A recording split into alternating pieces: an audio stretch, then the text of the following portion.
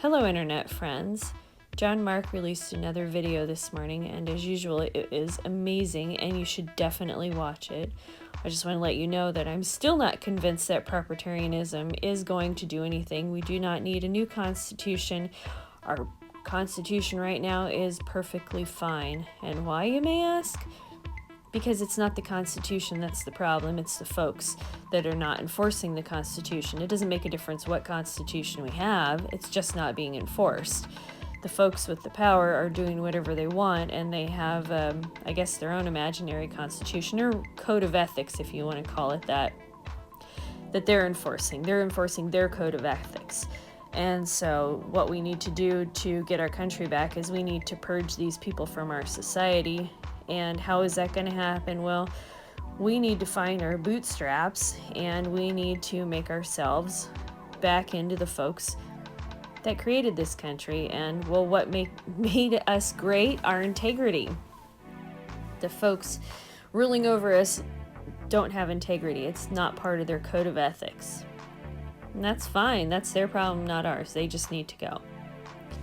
Alrighty, so let's talk about a couple things that John Mark brought up in his video. One thing that he said that is so true is that in Western society, we speak truth over face. What does that mean? It means that we will say whatever is true over embarrassing the boss. Why do we do that? I don't know. It's just in our genes. This is the way we are. And in other societies, say for example, Japanese culture, they won't do it. They won't speak up even if it means everybody's going to die. They will never speak up if it means embarrassing the boss. Fuck them. Get them out of our country. We don't want them here. We don't want anybody here who does not share our code of ethics, and we do not want anybody here that does not share genes with us. All of these people need to go. They have their own homelands. There is no reason for them to be here, fucking parasites. Alright, so I'm going to talk about something that John Mark did not talk about, but it popped into my head while I was listening to him. So I have noticed since about 2000 that men have gotten to be more emotionally detached, and they're creating movements, incel, MGTOW, whatever. They're trying to stay detached from women, and men keep blaming women. Oh, we can't have good relationships because women are crazy and they're doing this and blah, blah, blah. Fellas, the reason why women are insane is because we respond to you. It's not the other way around. Men do not respond to women. Women respond to men. That's the way it's always been. That's why you always see some beautiful, intelligent woman with some creepy, gross-looking guy. Why? Because she responded to his charm. Anyway, so this is not to put anybody down, so don't take that as an insult. That's just the way that things are. That is the truth, and these are facts, and we're going to take our facts and we're going to create a point here somehow, I hope. Anyway, so I personally think that these movements where men have been detaching themselves from women, from society, is that men are getting ready for war.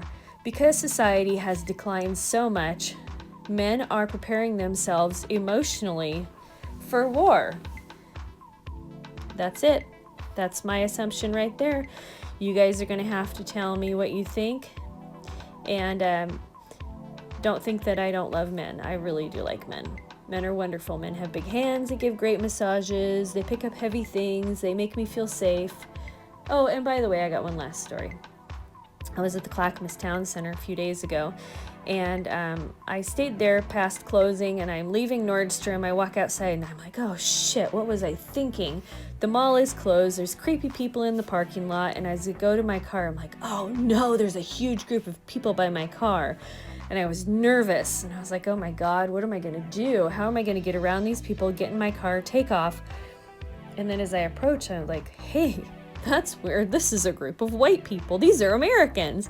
And so I walk up to them, my hand balled into a fist, and I said, hello, fellow Americans. And I gave everybody in the group, it was like 10 people, I gave them all a fist bump. And then as I was leaving, I said to the two big fellas in the group, I said, thank you so much for being out here. I feel so much safer getting into my car in the dark. Thank you. And I said, I am not joking. I am dead serious. And they knew I was serious. But I appreciate men and I appreciate Western men the most. All right, I'm going to wrap this up by saying you Americans, that's both men and women Americans, are a beacon of hope. You are a beacon of hope for those who live under tyranny. You are the light in the darkness, and we cannot fail. Thanks, Internet friends, for listening. I look forward to your comments.